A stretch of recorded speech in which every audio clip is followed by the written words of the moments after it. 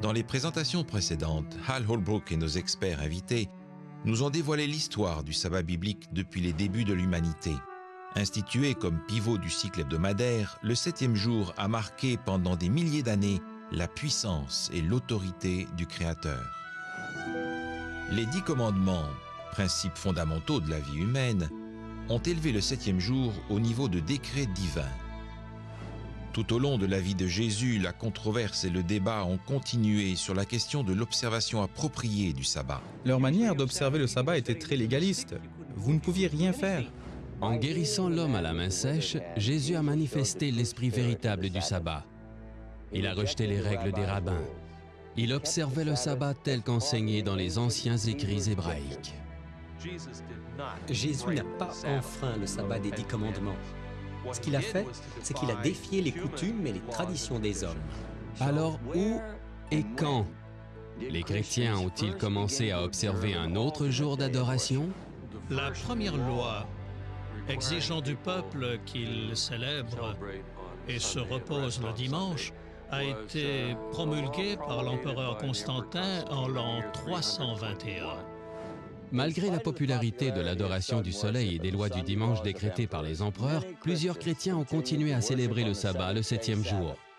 En fait, les églises chrétiennes qui ont abandonné le sabbat étaient en minorité. Et voici à présent le 3e volet du 7e jour. Révélation des pages perdues de l'histoire.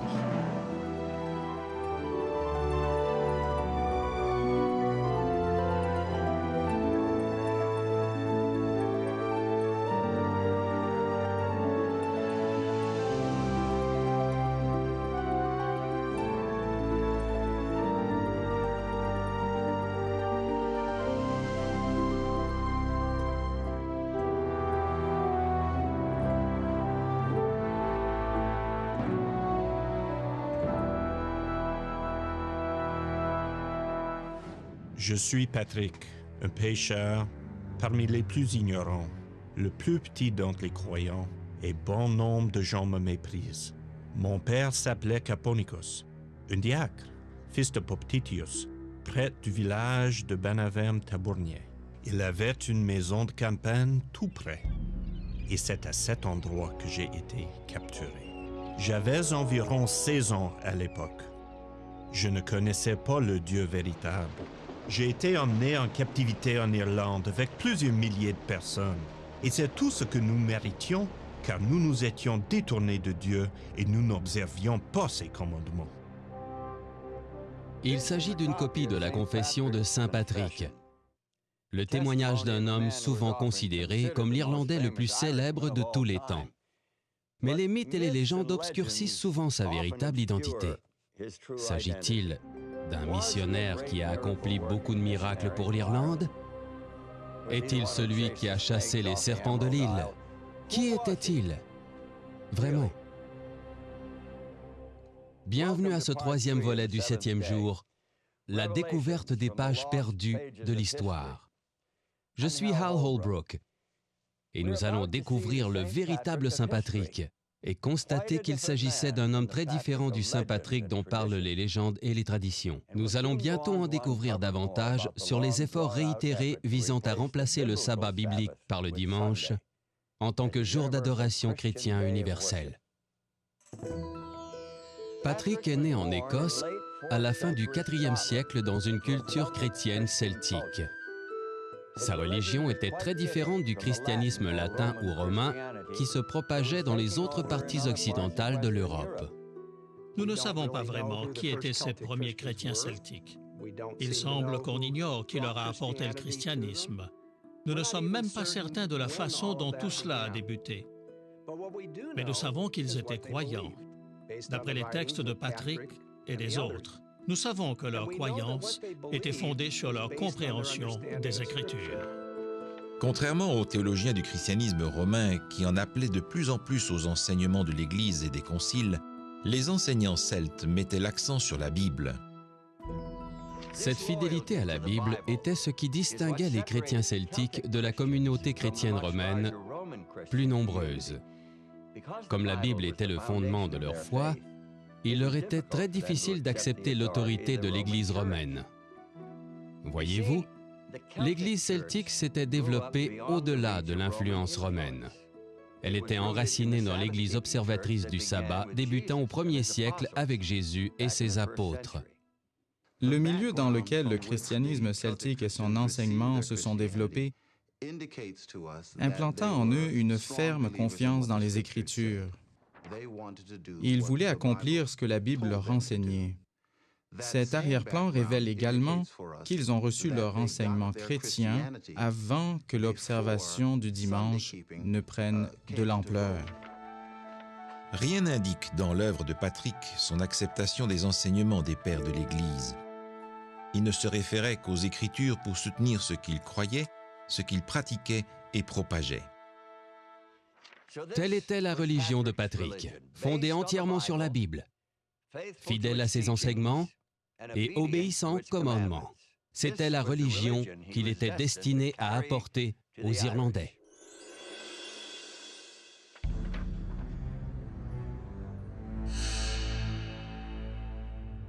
Enlevés par des pirates, Patrick ainsi que des milliers d'autres furent déportés en Irlande pour être vendus comme du bétail. Il y a passé 6 longues années à travailler pour un fermier comme esclave. Je devais garder les moutons tous les jours et plusieurs fois par jour je priais. L'amour et la crainte de Dieu m'habitaient toujours plus et ma foi s'en trouva fortifiée. Et cela même lorsque je demeurais dans les bois et les montagnes. J'avais l'habitude de me lever avant l'aube pour prier, même s'il neigeait, même s'il faisait froid, même s'il pleuvait. Un soir, durant mon sommeil, j'ai entendu une voix me disant « Tu iras bientôt dans ton pays ». Et un peu plus tard, j'ai entendu à nouveau la voix « Voici, ton bateau est prêt ». Il n'était pas à proximité, mais peut-être à 300 kilomètres. Je n'étais jamais allé en cet endroit, ni ne connaissais là homme qui vive. Ensuite, je me suis enfui, abandonnant l'homme avec qui j'avais passé 6 années.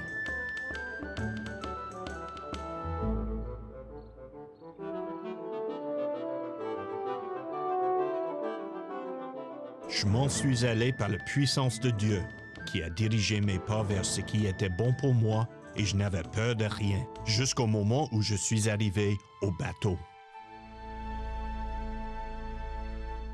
Patrick a toujours cru que son évasion d'Irlande avait été dirigée par la main divine. À son retour, ses compatriotes l'ont accueilli chaleureusement, l'implorant de ne plus jamais les quitter. Mais le projet de Dieu ne devait pas s'accomplir sur sa terre natale. J'ai eu dans la nuit la vision d'un homme dont le nom était Victoricus, et qui, aurait-on dit, arrivait d'Irlande avec d'innombrables lettres. Il m'a remis l'une d'elles. J'ai lu les mots d'introduction de la lettre, qui disaient « La voix des Irlandais ». Et comme je lisais le début de la lettre, j'ai cru au même moment entendre leur voix, comme s'ils criaient d'un seul cœur. « Nous te demandons de venir et de marcher de nouveau avec nous. »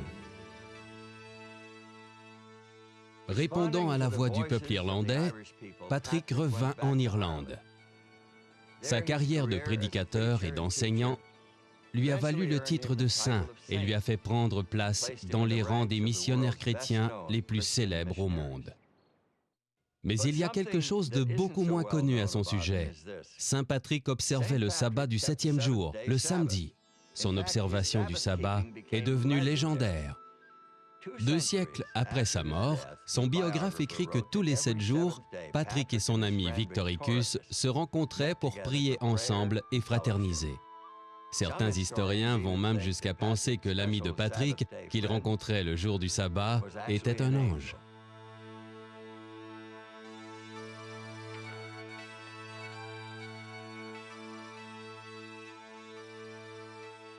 Nous avons d'autres éléments que les textes et l'expérience de Patrick sur lesquels nous fier afin de comprendre l'histoire de l'observation du sabbat en Irlande. En effet, les anciennes lois irlandaises qui ont gouverné les tribus de l'Irlande pendant de nombreuses années stipulaient que le peuple devait, entre autres, observer le sabbat. Il semble que les anciennes églises celtes avaient l'habitude d'observer le samedi, le sabbat juif, comme jour où l'on se reposait de son travail. Ils obéissaient littéralement au 4e commandement, le 7e jour de la semaine. Tandis que l'influence de la religion romaine grandissait, l'observation du sabbat de certains chrétiens celtiques des îles britanniques s'en est trouvée graduellement affectée. Au début du VIe siècle, il était courant pour des croyants celtiques d'observer à la fois le samedi et le dimanche comme jours sacrés. Il en était ainsi à l'époque du successeur spirituel de Patrick, un Irlandais nommé Columba. Il était au nombre des diplômés d'une école fondée par Patrick. Né vers l'an 521 d'une famille de la noblesse, il renonça à son droit d'accéder au trône d'Irlande pour répondre à un appel plus élevé. Columba a établi son œuvre missionnaire sur l'île rocailleuse de Iona. Lui et 12 de ses amis ont accédé à cet endroit isolé en naviguant depuis la côte occidentale de l'Écosse à bord de petites barques en peau d'animaux. Rendu à Iona, Columba a fondé une école pour missionnaires. Ces missionnaires sont allés annoncer le message chrétien en sol écossais et dans toutes les îles britanniques. Columba est demeuré fidèle à la doctrine de ses racines chrétiennes celtiques. Il a observé le samedi, le 7e jour, en tant que sabbat. Même s'il observait le dimanche en l'honneur de la résurrection du Christ, Columba a enseigné à ses disciples à considérer le sabbat comme un jour tout aussi sacré. Son enseignement à ses disciples concernant l'observation du sabbat comprenait que lors de ce jour sacré, ils aillent au bord de l'île d'Iona afin de méditer sur la création et les choses spirituelles, de lire les Écritures et de se ressourcer spirituellement. Columba et ses compagnons missionnaires ont implanté solidement la religion chrétienne en Écosse. Les nouveaux convertis ont résisté à l'influence grandissante de Rome, qui favorisait l'observation du dimanche comme jour d'adoration. Columba est mort en 597, mais ses croyances lui ont survécu pendant des centaines d'années dans la religion des Écossais.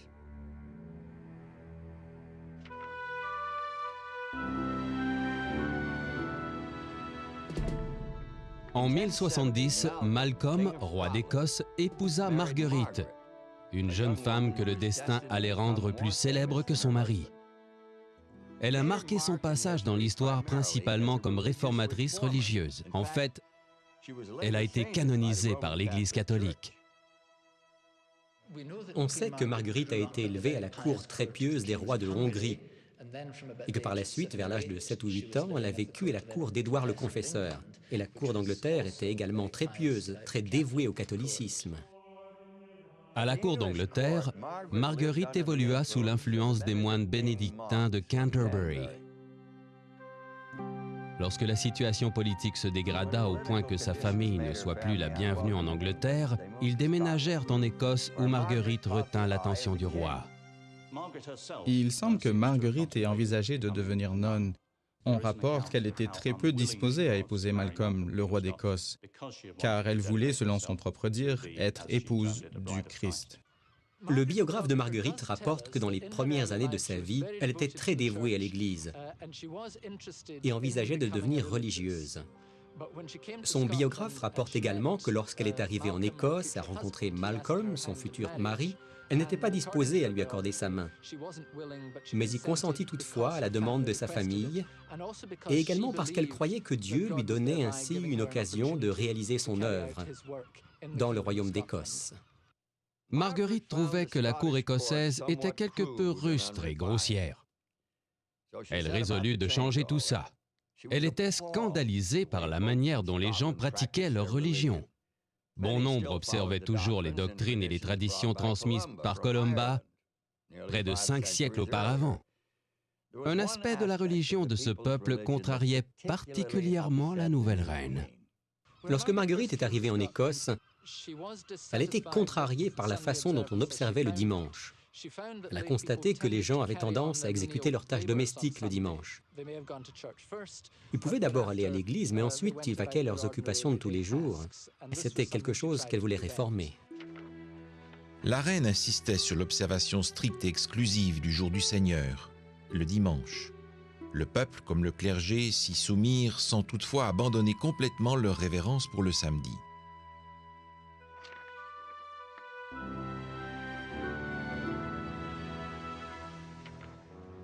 L'histoire des chrétiens des premiers siècles révèle un mouvement contre le sabbat du 7e jour et un mouvement en faveur du dimanche.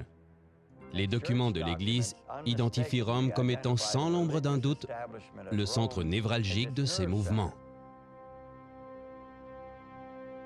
En l'an 321, la campagne de Rome pour remplacer le sabbat du 7e jour par le dimanche reçut un appui important. C'est l'année où Constantin ordonna l'observation du dimanche. Étrangement, malgré sa profession de foi chrétienne, il y avait très peu de christianisme dans sa première loi du dimanche. En fait, cela ressemblait beaucoup à un appel païen à l'adoration du soleil. Pendant le vénérable jour du soleil, que les magistrats et les personnes vivant dans les cités se reposent et que tous les ateliers soient fermés. Avec un empereur sympathisant sur le trône, les dirigeants de l'Église romaine gagnèrent en pouvoir et en influence. Ils adoptèrent des mesures vigoureuses lors de leur concile pour faire respecter l'observation du dimanche et entraîner la profanation du sabbat biblique. Certaines de leurs mesures étaient même teintées d'antisémitisme. Les chrétiens ne doivent pas judaïser en se reposant le jour du sabbat, mais ils doivent travailler ce jour-là et honorer plutôt le jour du Seigneur, le dimanche. Et s'ils le peuvent, se reposer ce jour-là en tant que chrétiens. Mais quiconque est trouvé judaïsant, qu'il soit anathème de Christ. Ces déclarations contre les judaïsants faisaient référence à ceux qui, comme les Juifs, refusaient de travailler pendant le sabbat. Les chrétiens se comportant ainsi allaient être excommuniés, expulsés d'Église. Cette position extrême contre le sabbat, combinée à une position puissante en faveur du dimanche, est devenue un des piliers de l'enseignement catholique romain. Le changement du sabbat au dimanche devint une marque de l'autorité papale et du catholicisme romain. En l'an 602, le pape Grégoire assimilait les observateurs du sabbat à l'antéchrist. Il les appelait les judaïsants, à cause de leur persistance à observer le 7e jour pour se reposer et adorer Dieu. Il est parvenu à mes oreilles que des hommes à l'esprit pervers ont semé parmi vous certaines idées fausses et contraires à la sainte foi, allant jusqu'à interdire tout travail le jour du sabbat. Mais les chrétiens de la cité italienne de Milan ont osé observer ouvertement le sabbat malgré ce qu'imposait l'autorité à Rome. L'Église de Milan suivit l'exemple des églises de l'Est. Il semble que le samedi y était tenu en haute estime. Ces églises de l'Est se réunissaient le jour du sabbat pour adorer Jésus-Christ, le maître du sabbat. Au cours des siècles précédents, la campagne visant à établir le dimanche en tant que substitut du sabbat biblique n'a que modérément abouti. Mais la campagne s'est intensifiée réellement lors d'une décision menaçant de provoquer un schisme profond dans la chrétienté entre l'Est et l'Ouest. Cette décision se voulait une attaque directe de la nature même du sabbat et de son observation. En quoi consistait donc cette attaque? Il s'agissait d'un règlement interdisant aux chrétiens de manger pendant le 7e jour, en d'autres mots, d'un jeûne du sabbat. C'était une idée antisémite, provenant probablement d'un dénommé Marcion, un hérétique expulsé de l'Église au IIe siècle. Marcion voulait discréditer le sabbat parce que c'était une image de la création. Selon lui, la création était un acte mauvais provenant d'un mauvais Dieu, du Dieu de l'Ancien Testament. Il distinguait le Dieu de l'Ancien Testament de celui du Nouveau Testament, le Dieu d'amour. Mais l'Église a rejeté cette idée, car la création était bonne et le Dieu de l'Ancien Testament est le même que celui du Nouveau. Marcion transformait ainsi un jour de fête en un jour de lamentation. C'était bien là son intention. Et c'est pour cette raison qu'il a lancé l'idée d'un jeûne du sabbat. Malgré son opposition à Marcion, l'Église récupéra son idée de jeûne et l'exploita afin de rendre le sabbat du 7e jour rébarbatif. Ceci était tout à fait contraire à ce qu'enseignait le judaïsme. Dans le judaïsme, le sabbat était un jour de fête. En effet, jeûner durant le sabbat constituait une transgression du sabbat. Il s'agissait d'une autre façon de différencier le christianisme du judaïsme. Faire du sabbat une journée sans nourriture s'avéra une stratégie très efficace, surtout que le 6e jour, le vendredi, était aussi un jour de jeûne pour de nombreux croyants. En une génération seulement, les jeunes chrétiens développèrent une aversion pour le sabbat, ce jour de jeûne et de tristesse, et en contrepartie, un attrait pour le dimanche, jour de fête et de réjouissance. C'était l'Église de Rome qui s'était faite championne du jeûne pendant le sabbat et des réjouissances le dimanche. En effet, au IVe siècle, le pape Sylvestre a déclaré qu'il était bon d'agir ainsi par mépris des Juifs. Si tous les dimanches doivent être observés dans la joie par les chrétiens à cause de la résurrection, les sabbats, à cause de la mise au tombeau, doivent aviver l'exécration des Juifs. En d'autres termes, on enseignait aux chrétiens à jeûner le jour du sabbat en guise d'expression de leur mépris des Juifs, comme la manifestation d'une malédiction contre eux. Mais même cette stratégie contre le sabbat n'a été que partiellement efficace. D'éminents dirigeants de l'Église s'y sont opposés. Hippolyte, un évêque du IIIe siècle, était d'avis qu'il s'agissait d'une erreur monumentale.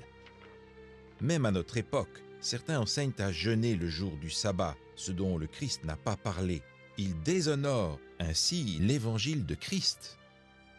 Il existe même un document rapportant qu'Augustin, un des pères les plus influents de l'Église romaine, prit la défense des membres de l'Église qui n'observaient pas le jeûne du sabbat. Les dirigeants à Rome réussirent finalement à imposer le jeûne du sabbat à leurs fidèles dans le monde chrétien occidental. Mais on ne peut pas affirmer la même chose de l'Est, où l'influence orthodoxe était plus forte. La chrétienté résistait à ce décret et leur vue sur le sabbat était réellement très différente. Le jeûne du sabbat est insensé pour les orthodoxes, car le sabbat marque deux grands événements, l'accomplissement de la création et l'accomplissement de la rédemption. Ainsi, le sabbat est doublement un sujet de fête et ne peut en aucun cas être associé au jeûne et aux lamentations.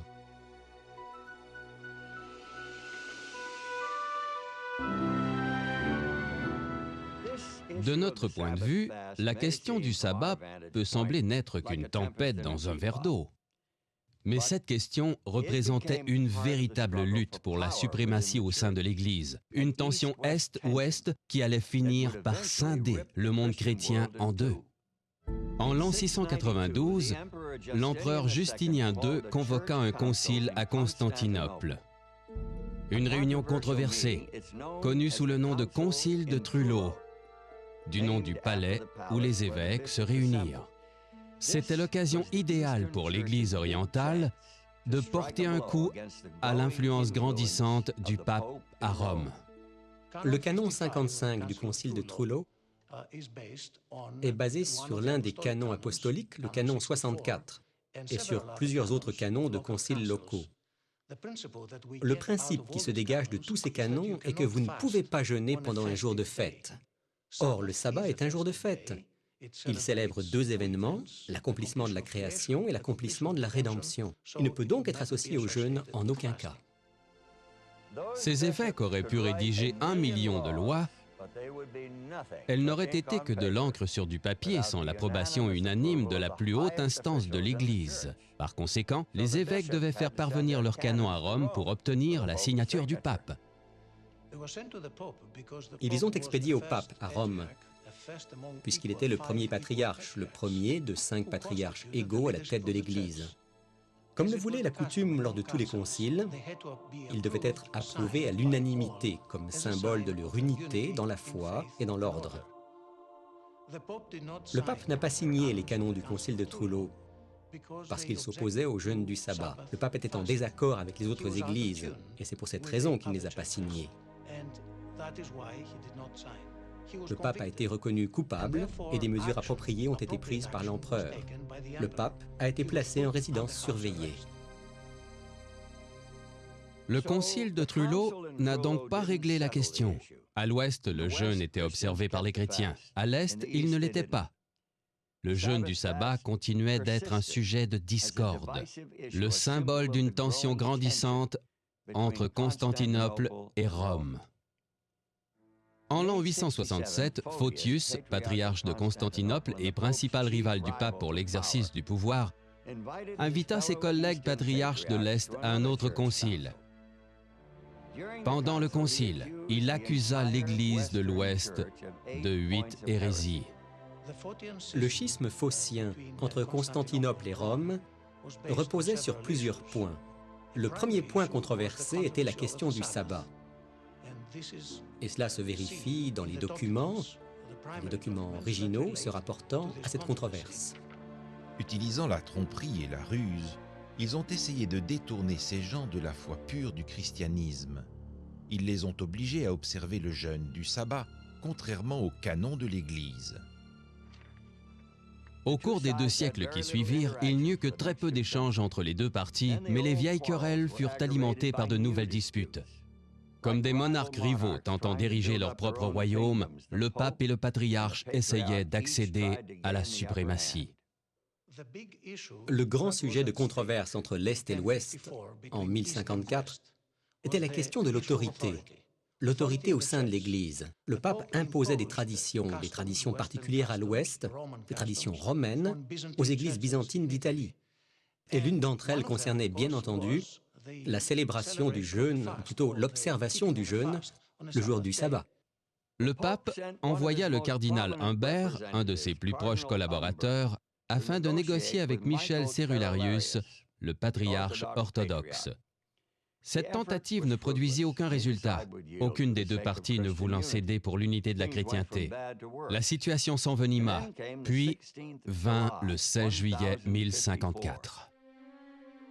Et les légats du pape, exaspérés par l'opposition du patriarche, comme il a dit eux-mêmes, prirent la décision de faire un geste des plus insolents. Le 16 juillet, ils pénétrèrent dans l'église de Hagia Sophia. Et tandis que les prêtres préparaient le service de la 3e heure ce samedi, ils déposèrent une bulle d'excommunication sur l'autel central devant les prêtres et tous ceux qui étaient présents. Puis ils sortirent en secouant la poussière de leurs pieds en guise de témoignage contre eux et déclarèrent « Que Dieu soit témoin et juge ». Dès que les légats du pape ne furent plus en vue, l'empereur ordonna de brûler le document d'excommunication. Michel Cérularius convoqua un autre concile qui émit sa propre excommunication contre l'Église latine. Ainsi, les excommuniés excommunièrent les excommunicateurs.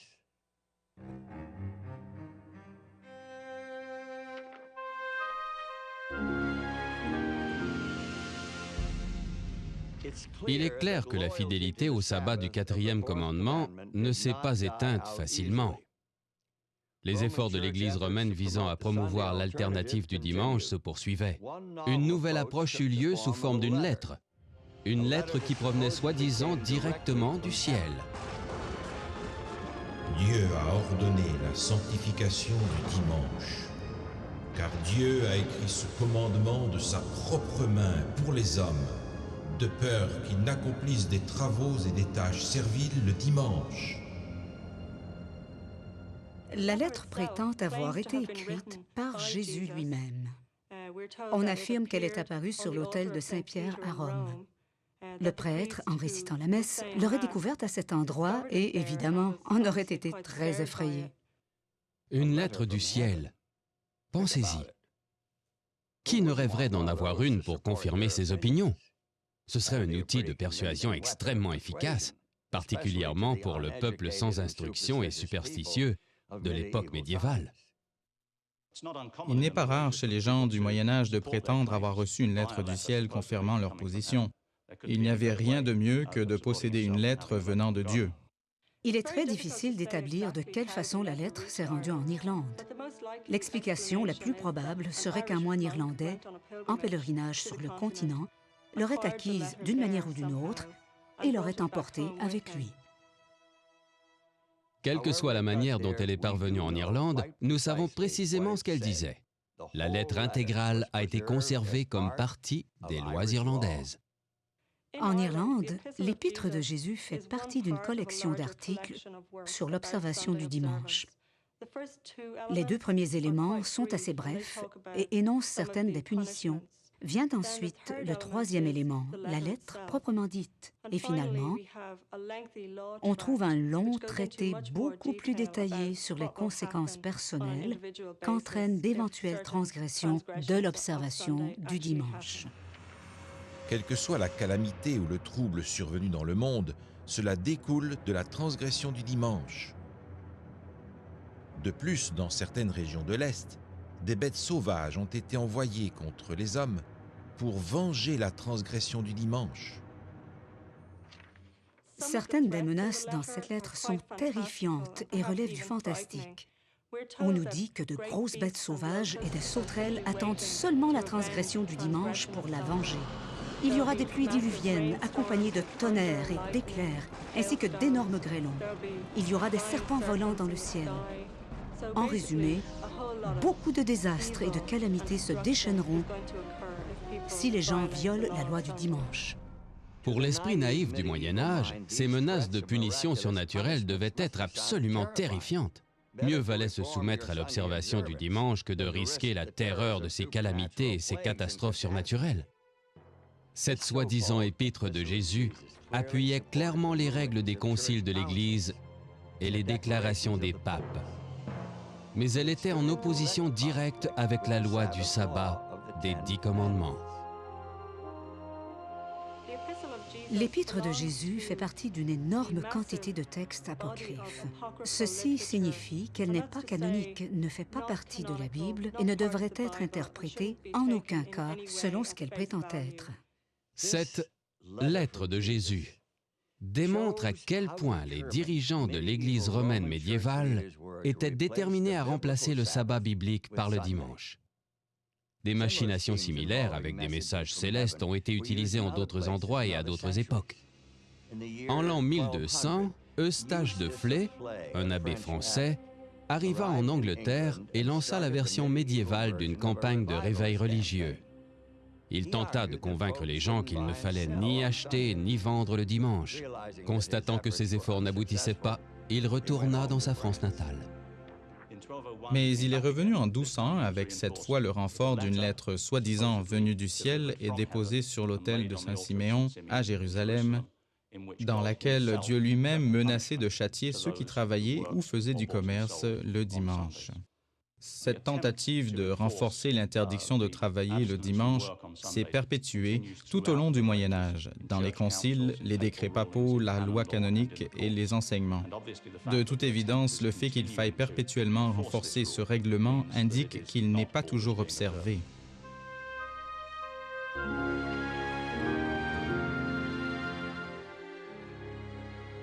Cependant, en général, l'Église de Rome réussit à établir l'observation du dimanche et à la faire appliquer.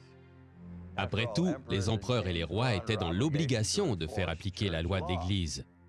De plus, sauf en quelques endroits isolés, l'Église contrôlait l'accès aux Saintes Écritures. L'homme ordinaire dépendait donc en grande partie du prêtre pour comprendre la Bible et ses enseignements. Mais il y avait des endroits retirés où les Écritures existaient encore dans la langue du peuple. Et dans ces endroits, il y avait des groupes très courageux qui résistaient à l'autorité de l'Église et persistaient à observer le sabbat.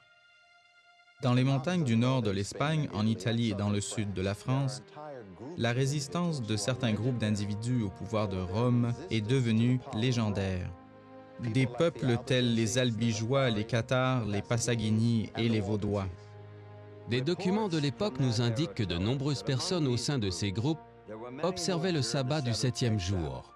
Les ennemis des Cathares et des Vaudois les accusaient d'enseigner que les chrétiens devaient observer la loi de Moïse à la lettre, incluant le commandement du sabbat. Les Passaguini observaient le sabbat parce qu'ils croyaient que le sabbat existait avant la loi des 10 commandements. Un document du XIIe siècle rapporte qu'un groupe de Cathares, 4 hommes et un enfant, lors d'un voyage près de Cologne en France, furent capturés et livrés au bûcher pour ne pas être allés à l'église le jour du Seigneur, le dimanche. L'institution Église-État avait le pouvoir d'imposer sa volonté même par les armes. Elle n'hésitait pas à se servir de la persécution et de la coercition sur les dissidents. Puis, John Wycliffe entra en scène et le monde chrétien n'a plus jamais été le même.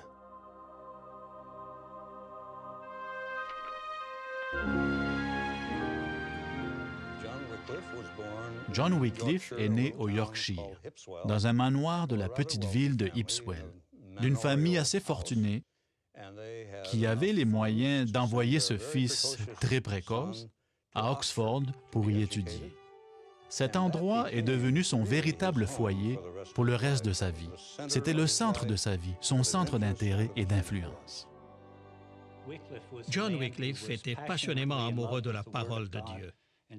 Il a cherché à répandre la Bible parmi le peuple anglais. Il aimait la parole de Dieu au point d'être prêt à s'opposer aux autorités de l'Église de son époque au prix de grandes pertes et en courant de grands risques. Par exemple, en ce qui concerne la lecture personnelle de la Bible, l'Église établie pensait que nous, les laïcs ordinaires, n'étaient pas assez intelligents pour la lire. Seul quelqu'un qui avait plusieurs années d'études supérieures derrière lui était en mesure de la comprendre. Les autorités de l'Église étaient très fortement opposées à ce que la Bible soit disponible dans la langue vernaculaire, accessible aux gens du peuple, car cela circonviendrait le rôle du prêtre et donnerait une certaine forme de pouvoir aux laïcs pour interpréter eux-mêmes les Écritures. John Wycliffe avait une compréhension et un respect profond de la personne. À son époque, toute l'instruction et l'enseignement religieux passaient par l'Église institutionnelle, et l'Église institutionnelle échouait dans son enseignement de la parole de Dieu. Wycliffe croyait que les enseignements de la Bible étaient suffisamment clairs pour être directement compris du peuple. S'il pouvait lire la Bible, il serait à même de choisir ce qu'il devait croire et comment se comporter. Je crois que l'Église, jusqu'à un certain point, craignait cette direction parce qu'elle allait perdre le pouvoir, l'autorité et le prestige dont elle bénéficiait jusque-là. La motivation de John Wycliffe pour traduire la Bible en anglais venait de sa conviction que l'autorité suprême en matière de foi et de conduite était la Bible. Wycliffe représentait la force motrice derrière la traduction de la Bible en anglais médiéval, et nous le considérons en quelque sorte comme le père du projet. John Wycliffe ne s'intéressait pas uniquement à la traduction de la Bible. Il devint un critique de l'Église hardi et infatigable. Sa plume devenait une arme redoutable entre ses doigts. L'Église elle-même lui fournissait ses cibles, comme lorsque le pape Innocent III déclara qu'il était nécessaire pour tous d'être assujettis à l'évêque de Rome. John Wycliffe était d'avis que, premièrement, l'autorité papale n'avait aucun fondement scripturaire. Et deuxièmement, qu'elle était très corrompue, avait déformé l'Évangile et ajouté beaucoup d'institutions humaines dont l'objectif premier était d'amasser des fonds pour Rome. Et il s'est élevé contre la corruption générale du système papal tout entier. Wycliffe était d'avis que le pape accomplissait l'œuvre de l'Antéchrist. John Wycliffe était perçu par ses opposants de deux façons différentes. Premièrement, je crois qu'il y avait ceux qui avaient pour lui une grande admiration du fait qu'il était professeur de théologie et de philosophie à Oxford, et le théologien le plus célèbre de son époque. Toutefois, il était également perçu comme quelqu'un de très dangereux. L'Église catholique romaine considérait John Wycliffe comme le plus grand de tous les hérétiques, de son époque du moins, parce qu'il attaquait vigoureusement l'Église, la considérant comme l'Antéchrist.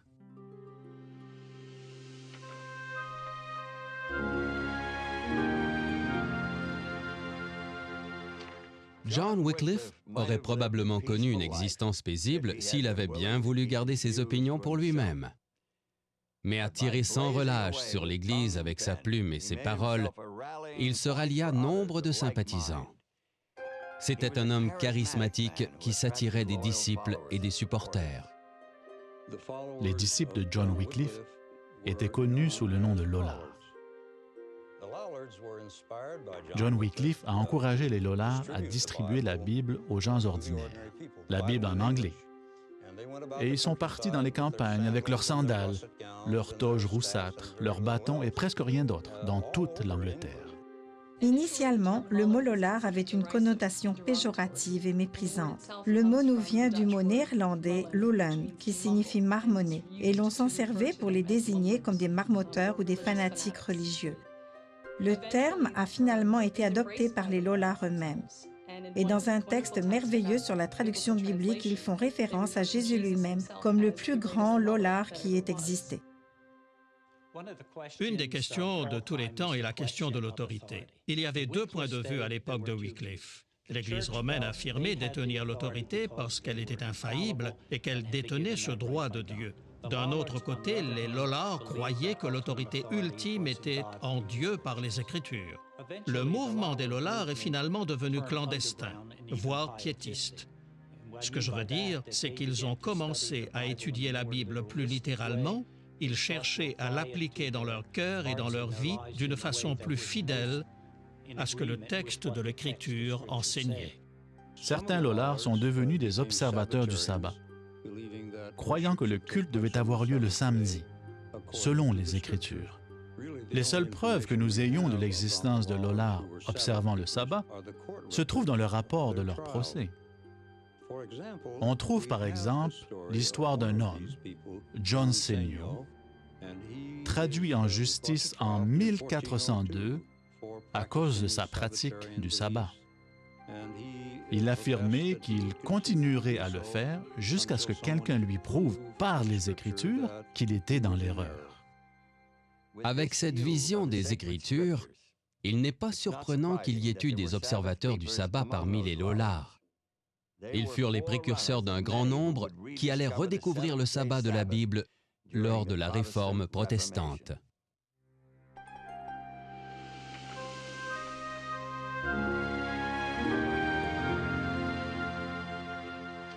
En l'an 1377, le pape Grégoire XI publia une déclaration officielle accusant Wycliffe d'hérésie. Mais l'Église romaine ne pouvait pas empêcher efficacement la propagation de ses idées. Elles étaient trop puissantes, trop irrésistibles.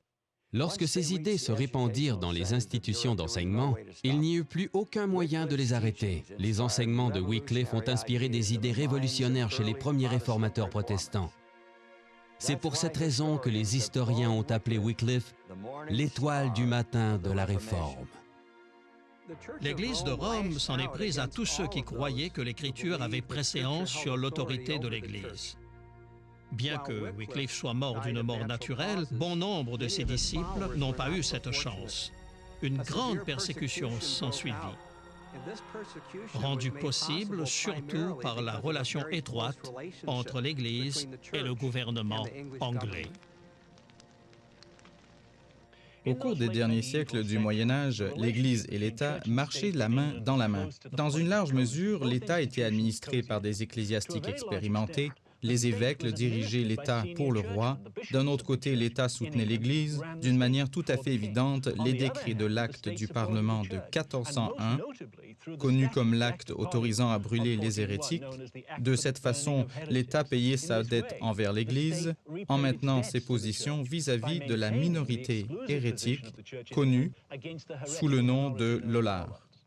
Malgré l'opposition de la coalition Église-État, les idées de John Wycliffe se sont enracinées dans le cœur de beaucoup en Angleterre, dont certains membres fortunés de la noblesse.